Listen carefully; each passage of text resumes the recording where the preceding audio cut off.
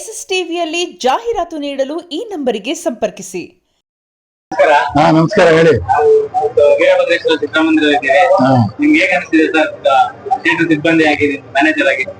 ಚೆನ್ನಾಗಿದೆ ಪಿಕ್ಚರು. ಆದ್ರೆ ಅದೇ ಎಲ್ಲ ಒಂದು ದೇವ್ರ ಭಕ್ತಿ ತರ ಪಿಕ್ಚರ್ ಬಂದಿದೆ ಈಗ ಶಿವಣ್ಣರಿಂದ. ಅದನ್ನ ಉಪೇಂದ್ರ ಅವರು ಮತ್ತೆ ರಾಜ್ಬಿ ಶೆಟ್ಟಿ ಅವರು ಚೆನ್ನಾಗಿ ಮಾಡಿದ್ದಾರೆ. ಜನ ಎಲ್ಲ ಬಂದು ನೋಡ್ಬೇಕು.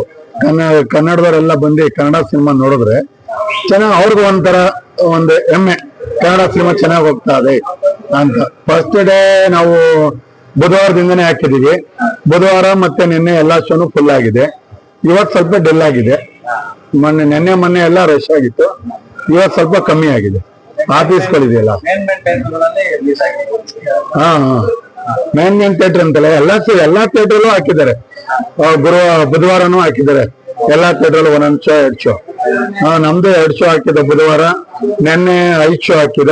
ಎಲ್ಲ ಹೌಸ್ಫುಲ್ ಆಗಿದೆ. ಇವತ್ತು ಸ್ವಲ್ಪ ಕಮ್ಮಿ ಆಗಿದೆ. ಇವತ್ತೇನು ರಶ್ ಇಲ್ಲ. ಕಲೆಕ್ಷನ್ ಒಂದು 50% ಆಯ್ತಾ ಅದು. ಅದೇ ಚೆನ್ನಾಗಿದೆ ಅಂತ ಹೇಳ್ತಾವ್ರೆ.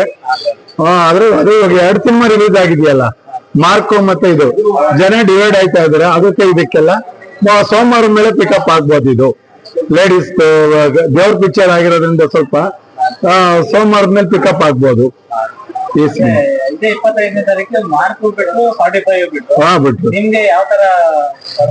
ಅಲ್ಲ, ಅದರಿಂದನೇ ಸ್ವಲ್ಪ ಕಲೆಕ್ಷನ್ ಸ್ವಲ್ಪ ಅಂದ್ರೆ ಇವತ್ತಿಂದ ಡೆಲ್ ಆಗಿರೋದು.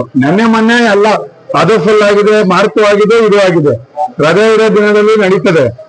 ರಜೆ ಇಲ್ದಿದಾಗ ಸ್ವಲ್ಪ ಜನ ಡಿವೈಡ್ ಆಯ್ತಾರೆ ಆ ಸಿನಿಮಾಗೆ ಈ ಸಿನಿಮಾಗೆಲ್ಲ.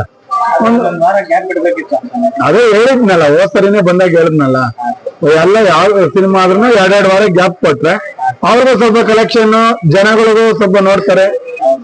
ಒಂದು ದಿನ 2 ಸಿನಿಮಾ ರಿಲೀಸ್ ಆಗೋದ್ರಿಂದ ಜನ ಡಿವೈಡ್ ಆಗ್ತಾರೆ. ಕಲೆಕ್ಷನ್ ಸ್ವಲ್ಪ ಡೆಲ್ ಆಗುತ್ತೆ. ನಮ್ದ ಎಲ್ಲ ನೆನೆ 2 ದಿನಕ್ಕೆ ಒಂದು 7 ಚಿಲ್ಲರೆ ಆಗಿದೆ. 7:45 ಏನೋ ಆಯ್ತು ನೆನೆ. ಇವತ್ತು ಇನ್ನ ಸಾಯಂಕಾಲ ಗೊತ್ತಾಗುತ್ತೆ. ಎಲ್ಲ ಒಂದು ಸ್ವಲ್ಪ 50%, 50,000, 25,000 ಈ ತರ ಆಯ್ತು.